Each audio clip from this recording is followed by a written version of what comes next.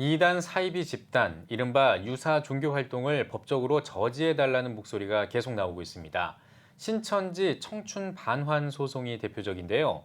2022년 당시 대법원이 1심과 2심 판결을 꺾고 신천지 측 손을 들어주면서 한 차례 아쉬움을 낳기도 했습니다. 하지만 유사 종교 활동을 막는 특별법을 제정하려는 시도는 계속되고 있는데요. 해당 법안의 초안이 완성된 가운데 이제 검토와 국회 제출 과정이 남았습니다. 법안 제정 가능성을 이현지 기자가 알아봤습니다. 이단 사이비 같은 유사 종교의 피해를 법적으로 제지하자는 일명 유사 종교 피해자 구제법.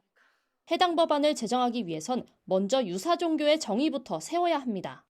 유사 종교라는 것이 뭐냐면 그 교리 자체가 속임수예요. 가르치는 교리가 사기성이 있는 경우, 다시 말하면 속이는 교리가 있는 경우는 유사 종교라고 봐야 된다. 종교라는 틀 안에서 잘못된 교리를 내세운 사기 범죄란 겁니다. 그러나 법 제정 과정에서 유사 종교에 대한 명확한 규정을 세우기란 쉽지 않습니다. 우리나라 헌법에서는 종교의 자유를 보장하고 있기 때문에 특정 종교단체가 내세운 교리의 타당성을 따지는 것 자체가 불가능하기 때문입니다. 그 사회적 개념으로서 유사라든지 사입이라든지 이런 개념을 상정할 수는 있는데 우리 법률 세계에서는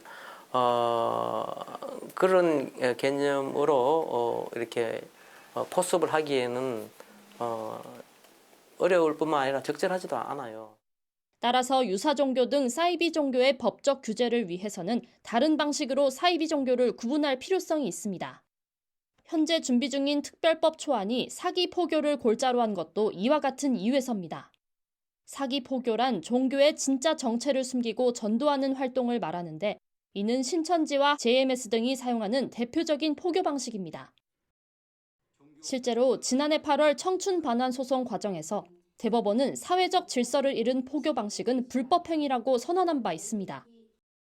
이와 같은 판례에 힘입어 이번에 나온 초안 법안에는 사기 포교의 위법성과 처벌 당위성을 규명하고 있습니다.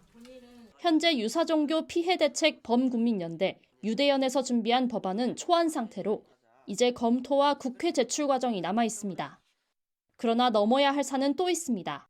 법안 발의 자체가 사법부와 행정부, 입법부 모두의 손이 필요한 전문 영역이란 점입니다.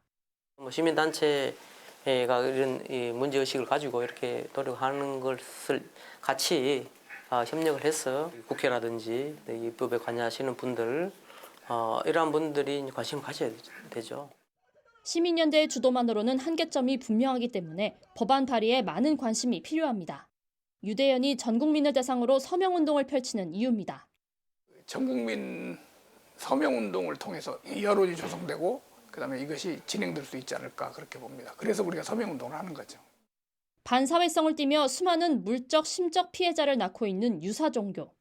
대책 마련이 시급한 가운데 과연 관련 특별법이 법 제정화될 수 있을지 귀추가 주목됩니다.